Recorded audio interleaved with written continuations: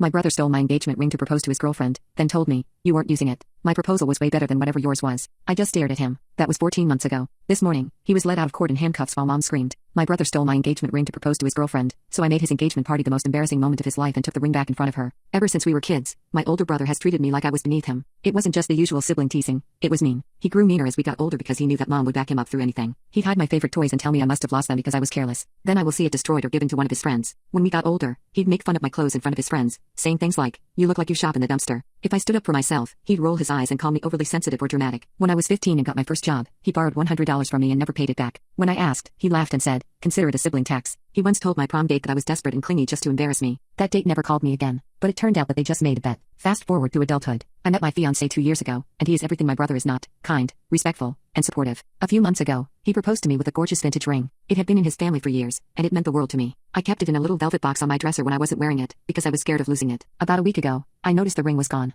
I tore my room apart. I checked every drawer, every bag, even the laundry hamper. Nothing. I started panicking. I asked my brother if he'd seen it, and he shrugged. He wouldn't even look me in the eye. I pressed harder, and he got defensive. Why would I want your stupid ring? I have a girlfriend, not a fiancé. Then he smirked and added, besides, who'd want to marry you anyway? You're not exactly prime material. That night, my cousin sent me a photo from Instagram. My jaw dropped. It was my brother, down on one knee, holding my ring, proposing to his girlfriend at some fancy rooftop bar. The caption from his girlfriend read, the love of my life asked me to marry him. And the ring. It's perfect. I saw red. He didn't even change the ring box. It was the exact same one my fiancé had given me. I confronted him the next morning. His response? It's just a ring. You'll get another one. This was my one shot at making it special for her. He actually had the audacity to say, you weren't using it. And come on, my proposal was way better than whatever yours was. When I said I was taking it back, he scoffed and told me, you wouldn't dare. You'd humiliate her, and that would make you look bad, not me. He also tried to guilt me by saying, if you make me look bad, Mom will be furious. Think about family peace for once in your life. That's classic him. Wreck something, then act like I'm the bad one for cleaning it up. Well, I thought about family peace for about 5 seconds, and then I thought about the fact that he had stolen from me, lied to me, and used something deeply personal to me for his own benefit. 2 days later, his fiancé invited a bunch of people over for an engagement brunch at a local cafe. I knew they'd both be there, showing off their special ring. I showed up uninvited, walked right over to her, and said, hey, can I take a look at the ring? She smiled and stuck her hand out. I slipped it off her finger and said, thanks. This belongs to me. The whole table went silent. My brother's face turned beet red. His fiancé looked completely confused and asked, what is she talking about? I looked her straight in the eye and said, that ring was given to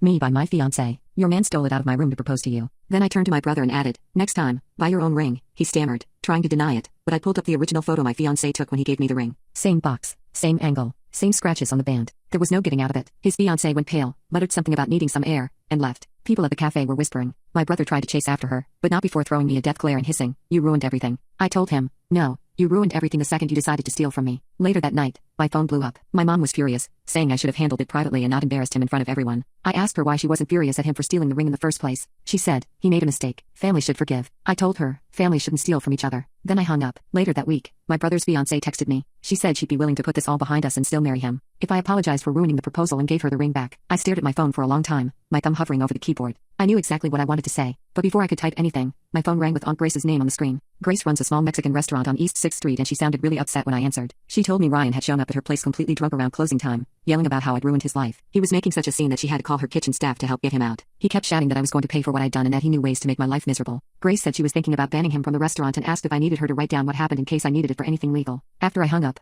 I started feeling paranoid about everything. I found myself checking the door locks twice before bed and jumping whenever I heard footsteps in the hallway outside our apartment. Marcus noticed me peeking through the blinds for the 3rd time that evening and suggested we stay at his place for a while since Ryan didn't know that address. I told him I wasn't going to let Ryan chase me out of my own home. The next few days were rough though. I kept looking over my shoulder when walking to my car and my heart would race whenever I got a text from an unknown number. About a week after the cafe incident, I met with Nathan Brooks, a family lawyer that Sophia had recommended. His office was in one of those glass buildings downtown and he seemed really professional. Nathan laid out all my options, including getting a restraining order, sending a cease and desist letter, or even suing Ryan for harassment. He told me to document everything, save every text, record any voicemails, and write down dates and times of any incidents. He said the more evidence I had, the stronger any legal action would be. Nathan drafted a formal cease and desist letter that basically told Ryan to stop all contact with me or face legal consequences. The letter listed out the harassment, the threats Grace had witnessed, and demanded he stay away from me, my home, and my workplace. I felt better having legal backup, but I also worried about making things worse with my family. Sure enough, 3 days after Ryan got the letter, my mom called me screaming. She was angrier than I'd ever heard her, saying I was trying to destroy our family with lawyers and legal threats. She actually told me I was dead to her if I didn't drop the legal stuff immediately and said she'd cut me out of her will. I tried to explain that Ryan had been threatening me, but she just kept yelling that family doesn't sue family. 2 days later, Sophia called to say Jessica wanted to meet with me privately. Jessica had reached out, to her on Instagram asking for my number but wanted Sophia to ask me first. I was curious what she wanted, so I agreed to meet her at a coffee shop near the university. Jessica showed up looking tired and stressed. She sat down and immediately told me that Ryan had lied to her about the ring being a family heirloom from his grandmother. She'd been finding other lies too, like him saying he owned his car when it was actually leased, and claiming he graduated with honors when he barely passed. Then she pulled out her phone and showed me something that made my jaw drop. It was her credit card statements from the past 6 months. Ryan had been using her cards without asking, buying electronics, expensive dinners, even booking trips with his friends. The total was over $12,000. She said she only found out because her dad questioned a charge and she started digging deeper. She realized the ring theft wasn't just a one-time thing but part of how Ryan operated. We spent the next hour comparing notes about Ryan's lies and manipulations. Jessica told me he'd said I was jealous of him and made up stories to get attention. Meanwhile, he told me she was shallow and only cared about money. She decided right there that she was ending the engagement and asked me to tell her everything about what Ryan had done over the years. She wanted to understand who she'd almost married. Later that week, I finally sat down with Marcus and told him everything about growing up with Ryan. I told him about the toys Ryan would break and then blame me for, the birthday money he'd steal for my cards, the time he told my high school crush I had a boyfriend just to mess with me. I explained how he'd convinced our mom I was lying whenever I complained, how he'd sabotaged my college applications by hiding acceptance letters, how he'd shown up drunk to my graduation party and made a scene. Marcus looked shocked as I kept talking. He said he knew Ryan was a jerk but had no idea it went that deep or that long. The next morning, Sophia texted me screenshots from Facebook and Instagram. Ryan had been posting about how I was mentally unstable and had made up the whole ring story out of jealousy. He was telling people I'd always been obsessed with ruining his relationships and that I needed professional help. Some of our mutual friends were actually commenting that they were worried about me and asking if I was okay. A few even messaged Sophia asking if my version of events was real or if I was having some kind of breakdown. The next morning I woke up to Marcus shaking my shoulder because there was something on our doorstep. I stumbled to the front door and saw a shoebox sitting there with my name written on it in black marker. My stomach dropped as I lifted the lid and found a dead rat inside with a note that said rats get what they deserve. I dropped the box and backed away while Marcus grabbed his phone to call the police. The officer who showed up took photos of everything and bagged the box as evidence but told us without proof of who left it, there wasn't much they could do. I knew it was Ryan but proving it was another story. Nathan called me that afternoon after I sent him photos of the rat and the note. He said this was enough to file for an emergency restraining order and started the paperwork right away. The hearing got scheduled for the following week, which meant I'd have to face Ryan in court. That night I couldn't sleep at all and kept going over every awful thing Ryan had done to me since we were kids. Marcus found me at 3 in the morning sitting at the kitchen table with a notebook, writing down every incident I could remember. I had pages of stuff like the time he sold my bike and told Mom I lost it, or when he stole my birthday money and said I must have miscounted. Marcus helped me organize everything by date and severity while I kept remembering more and more things I'd pushed down over the years.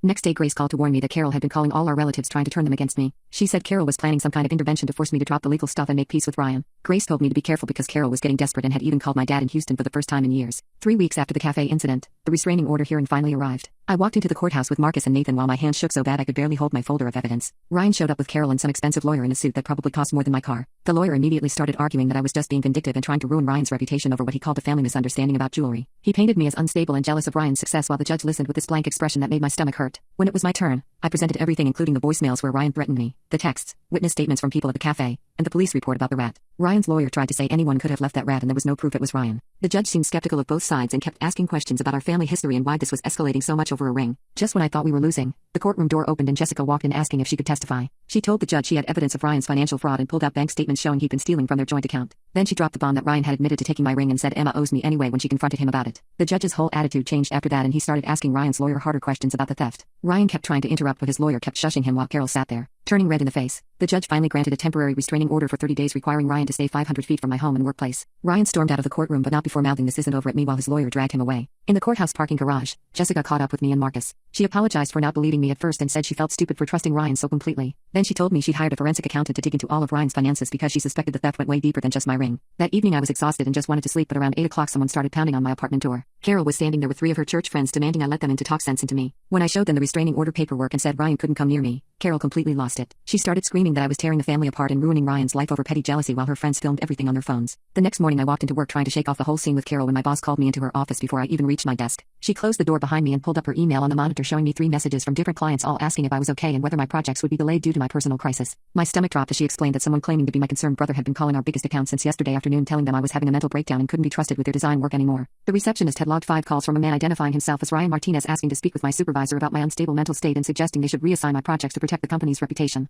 My boss knew about the restraining order from when I'd asked for time off for court but now she had to worry about client relationships and asked if we could route all my communications through Sarah, our senior designer, just until the situation calmed down. I agreed because I needed my job but it burned knowing Ryan was attacking my career now that he couldn't get to me directly. That whole week I started noticing things that made my skin crawl like how Ryan knew exactly which clients to call and what projects I was working on even though I never posted about work online. He knew I usually grabbed coffee at the place next to our building at 8:30 and that I ate lunch at my desk on Tuesdays and Thursdays but went out on the other days. I started taking different routes to work and checking my car for damage every morning after finding a nail in my tire that could have been coincidence but probably wasn't. I installed a doorbell camera and asked my building manager to alert me if anyone asked about me or tried to access my floor without being buzzed in. Thursday afternoon, Sophia texted me screenshots from a family Facebook group I wasn't part of where Carol had posted this long message about how I needed an intervention because I was destroying the family with my lies and vindictiveness. She'd organized about 15 relatives to show up at Grace's restaurant Friday at noon when she knew I usually had lunch there with my coworkers. The plan was to surround me and force me to drop the charges against Ryan while making me apologize to Jessica for humiliating her at the engagement party. I called Marcus immediately and he contacted Nathan, who said this was perfect because it would help our harassment case if Carol actually went through with it. Friday morning I arrived at Grace's restaurant an hour early with Marcus and Nathan and explained everything to Grace, who was disgusted that her sister-in-law would try to ambush me in her establishment. We sat at a table near the back where Nathan spread out cease and desist letters and his laptop to record everything while Grace instructed her staff not to seat anyone claiming to be there for Carol Martinez. When Carol walked in at noon with 6 relatives including 2 aunts and 3 cousins I barely knew, Grace met them at the door and told them they weren't welcome. Carol tried to push past her, saying she had a right to talk to her daughter, but Nathan stood up and identified himself as my attorney. He handed her the cease and desist letter right there in the entrance while the lunch crowd watched and told her any further contact would result in criminal harassment charges. Carol's face went purple as she started screaming that I was an ungrateful brat who was choosing a man over my own family, but Grace physically blocked her from getting further into the restaurant. One of my aunts tried to say this was all a misunderstanding, but Nathan calmly explained that organizing group ambushes qualified as harassment under Texas law and he had screenshots of their planning messages as evidence. The whole group left after Carol knocked over the hostess stand and screamed that I'd regret this, but not before several customers had pulled out their phones to record her meltdown.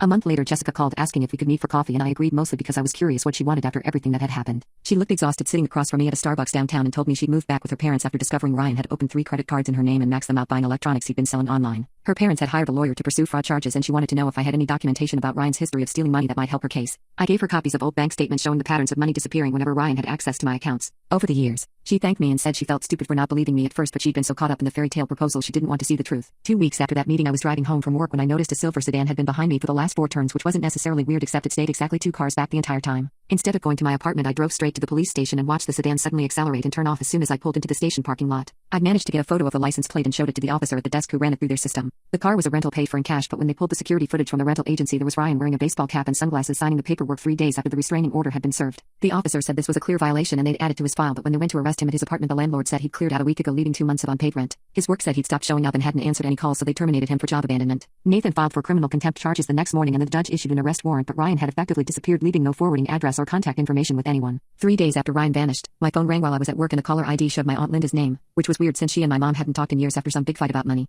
I stepped outside to take the call and she sounded nervous, saying she needed to tell me something about Ryan that she'd been keeping secret for too long. She told me she'd been watching my mom drain their dad's care account for the past 3 years to pay off Ryan's gambling debts to some really bad people.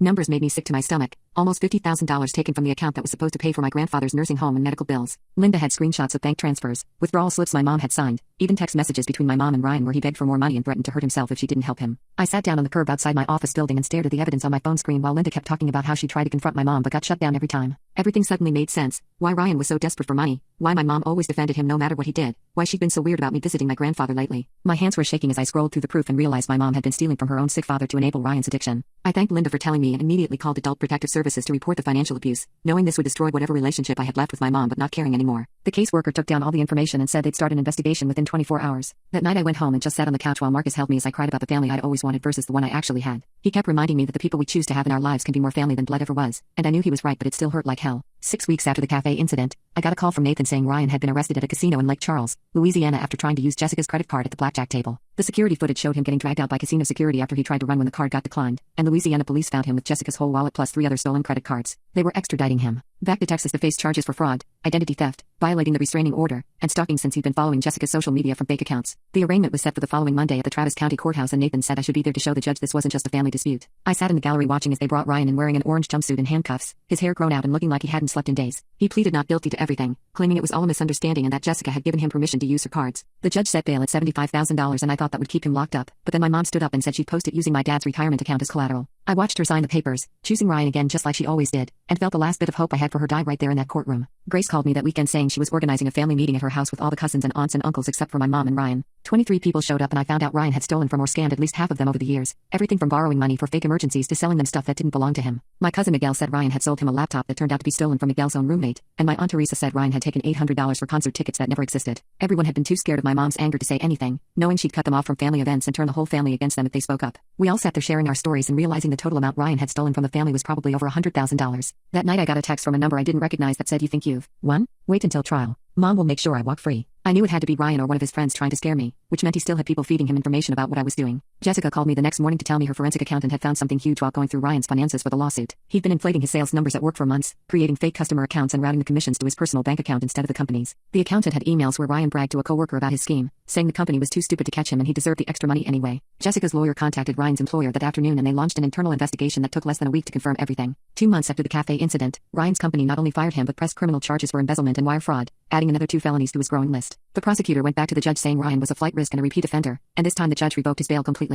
My mom completely lost it in the courtroom, screaming that I was destroying her son's life and that I'd regret this, while the bailiffs had to physically restrain her from rushing at me. Nathan pulled me aside after the hearing and said I should file a civil suit for emotional distress and theft while Ryan was dealing with the criminal charges, explaining that a civil judgment would guarantee I'd get restitution even if the criminal court went easy on him. The next week I met with the prosecutor at the district attorney's office downtown, bringing 3 folders stuffed with every text, email, and bank statement showing Ryan's theft pattern over the years. She spread everything across her desk while recording our conversation, asking me to walk through each document slowly. I handed her the photos Marcus took of the ring when he first gave it to me, the receipt from his grandmother's estate valuation, and screenshots of Ryan's Instagram post bragging about his perfect proposal. The prosecutor's assistant photocopied everything while she played the voicemail Ryan left me the night before his arrest where he called me a vindictive bitch who ruined his life. She told me with all this evidence plus the witnesses from the cafe, Ryan was looking at 5 to 10 years for grand theft, fraud, and the assault charges from attacking Marcus. 2 days later I started seeing a therapist my coworker recommended, sitting in her quiet office trying to explain why I felt guilty about Ryan going to prison. She listened while I talked about growing up with him always taking my things, Mom always saying I was being dramatic, Dad leaving when I was 12 and never really coming back. The therapist helped me see how Mom's constant defense of Ryan taught him he could do anything without consequences, that my boundaries weren't cruel but necessary for my own safety. I was at work the following Tuesday when my neighbor called to say someone was trying to get into my apartment. I pulled up my doorbell camera app and watched Mom jimmying my lock with what looked like a credit card, muttering about finding proof I was lying about Ryan. My neighbor had already called 911 and I watched the cops arrive just as Mom managed to pop the lock open. They pulled her out of my doorway while she screamed that it was her daughter's apartment and she had every right to be there. The officers cuffed her when she tried to push past them to get back inside, and I had to leave work to press charges for attempted burglary. 10 weeks after the cafe incident, Aunt Grace called to tell me she'd organized an intervention for Mom at the county jail. She'd gotten my uncles, Mom's sister from Dallas, even Mom's best friend from church to come talk sense into her about Ryan.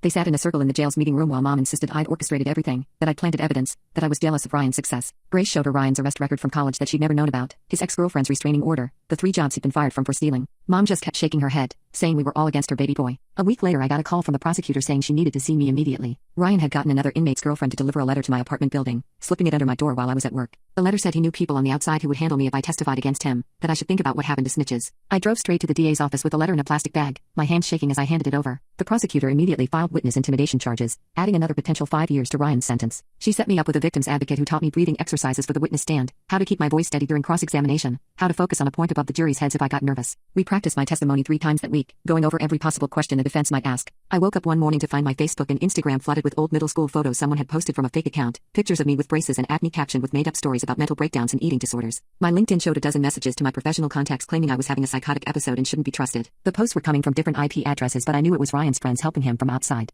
Marcus's parents came over that night with his dad, a retired Austin police detective, who helped me document everything and file reports with the cybercrimes unit. His mom offered to testify about the ring's history in Marcus's grandmother's family, how it was worth $8,000 and had been passed down for 3 generations. Marcus's dad installed new locks and a security system while his mom made dinner, telling me I was already family and they'd protect me like their own daughter. 3 months after the cafe incident, Jessica called me crying so hard I could barely understand her. She'd just found out she was pregnant from before the breakup, about 8 weeks along. She said she couldn't believe she'd almost married someone who'd steal from his own sister, that she was getting a restraining order to keep Ryan away from the baby. She asked if I'd testify in custody hearings if Ryan tried to get visitation rights after prison, and I promised I would. The next Monday my boss called me into her office where 10 of my coworkers were waiting with an envelope. They'd started a fund to help with my legal costs, collecting almost $3,000 in 2 weeks. My boss said she'd been watching how I handled everything with grace and strength, promoting me to senior designer with a $15,000 raise. She said anyone who could manage this crisis while maintaining their work quality deserved recognition. My coworkers had even arranged for the company lawyer to help with my civil suit pro bono. The next week Grace called me at work sounding scared and asked me to stay where I was. Some guy had walked into her restaurant asking for me by name and description. He kept saying Ryan had told him I'd have money for him. Grace's staff pretended to take his order while she slipped into the back office and called the cops. The guy waited around for 20 minutes before getting mad and heading toward the kitchen. 2 cops showed up just as he was pushing past the hostess stand. They found a knife in his jacket and a gun in his car parked outside. Turns out he was Ryan's cellmate who'd just gotten out 3 days earlier. The cops arrested him on the spot for carrying weapons and making threats.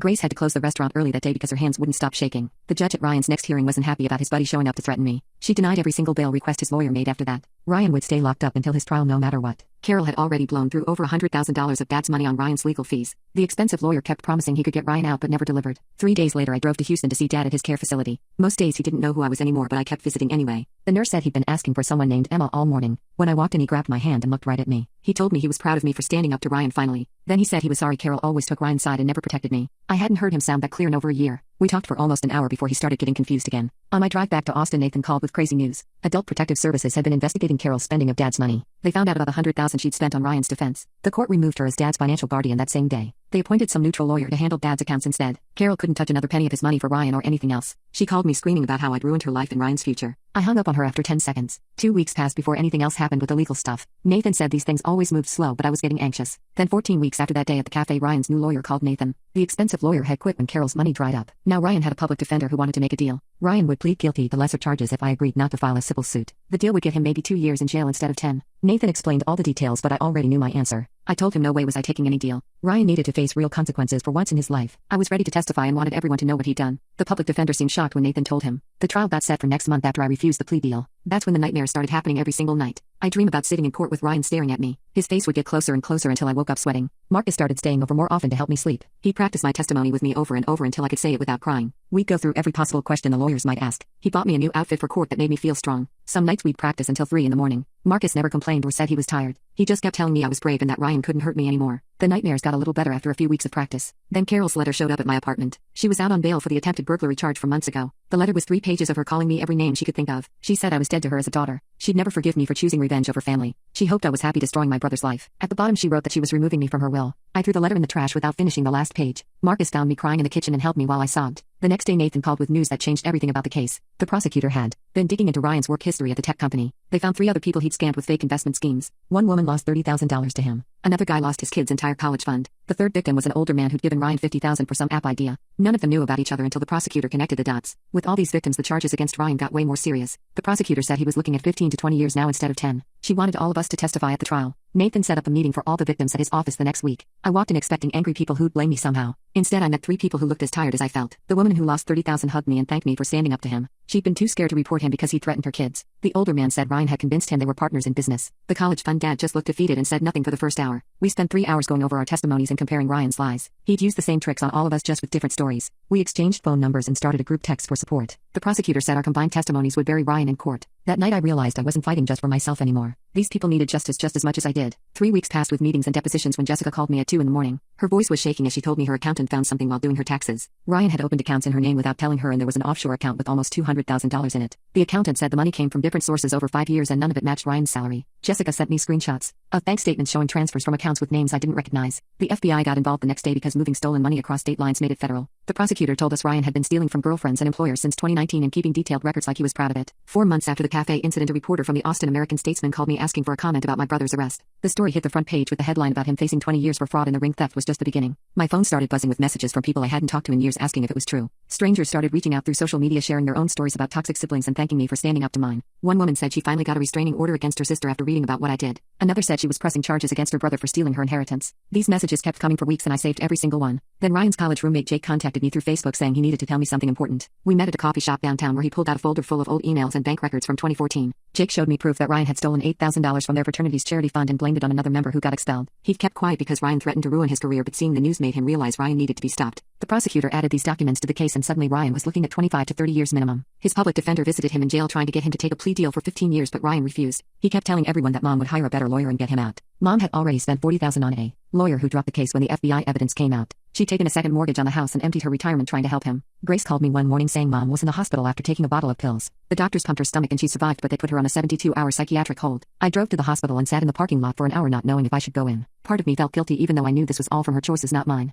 Grace met me in the lobby and held my hand while we walked to the psychiatric ward. She reminded me that Mom had ignored years of Ryan hurting me and chose this path herself. The rest of Dad's family started calling to check on me instead of Mom, which felt strange but good. Uncle Tony said the whole family was proud of me for standing up for myself. 3 months later I got the subpoena for Ryan's trial. The morning of the trial I sat in the courthouse hallway with my hands shaking so hard I couldn't hold my coffee. Other victims started showing up and we all looked terrified. The woman whose college fund was stolen brought her parents. The small business owner brought his lawyer. We all knew that after today there was no going back to any kind of normal family relationship. The bailiff called my name and I walked into the courtroom on legs that felt like jelly. Ryan sat at the defense table in an orange jumpsuit looking thinner and angrier than I'd ever seen him. When I took the stand and started talking about the years of theft and bullying, my voice got stronger with each word. Ryan kept staring at me trying to intimidate me like when we were kids, but I stared right back and kept talking. I told them about the stolen birthday money when I was 10. The broken laptop he said was my fault. The prom date he ruined with his lies. Every single thing he'd done came out in front of that jury. During cross-examination, his lawyer tried to make me look vindictive, asking if I was jealous of Ryan's success. I pulled out the folder I brought with printed emails, text messages, and bank statements showing every lie Ryan had told. The lawyer asked if I felt bad about destroying my family, and I said Ryan destroyed it when he chose to steal. The jury was taking notes, and several of them looked sympathetic when I showed them the photo of my grandmother's ring that Ryan had stolen for his proposal.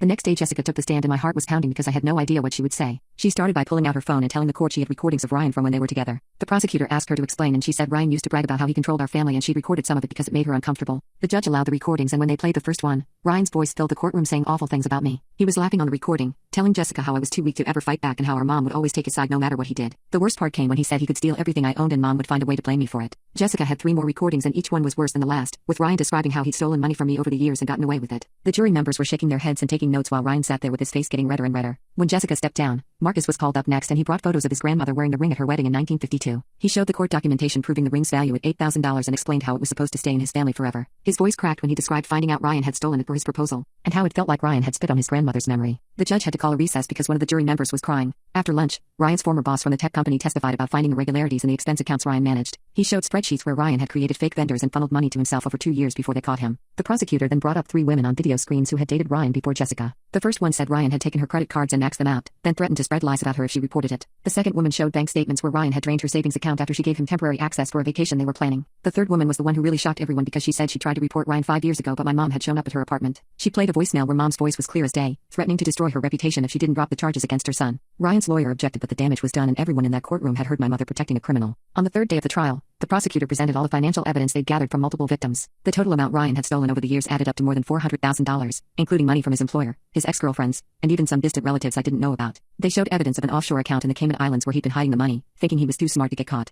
When Ryan finally took the stand, his lawyer tried to coach him through his testimony, but Ryan kept contradicting himself. First he said he never stole anything, then he said people gave him money willingly, then he claimed everyone was lying about him. His lawyer kept trying to redirect, but Ryan was getting angrier with each question. The prosecutor asked him about the ring, and Ryan said I'd given it to him, then changed his story to say he'd borrowed it, then finally admitted he took it but said I wasn't using it anyway. When the prosecutor asked about the recordings Jessica had played, Ryan lost it completely. He jumped up from the witness chair and pointed at me, screaming that I'd ruined his life over a stupid ring and that everything bad that happened was my fault. The judge was banging his gavel while the bailiffs moved toward Ryan, who was still yelling that I was jealous of him and trying to destroy his happiness. They had to physically restrain him and drag him back to his seat while his lawyer put his head in his hands. The judge threatened Ryan with contempt charges and warned him one more outburst would land him in jail immediately. During closing arguments, the prosecutor painted a clear picture of Ryan as someone who'd been stealing and manipulating people for over a decade, using his family connections and our mother's protection to avoid consequences. She went through each count against him, showing how the evidence proved guilt beyond any reasonable doubt. Ryan's lawyer tried to argue that this was a family dispute that got out of hand, but even he seemed to know it was hopeless. The jury left to deliberate, and we all waited in the hallway, nobody really talking because there was nothing left to say. 3 hours later, the bailiff called us back in, and my hands were shaking as the jury foreman stood up. He read guilty on the first count of grand theft, guilty on the second count, guilty on the third count, and it kept going through all 47 counts. Each time he said guilty, Ryan seemed to shrink a little more in his chair, his face going from red to white to almost gray. When the final guilty verdict was read, Ryan just stared straight ahead like he couldn't process what was happening.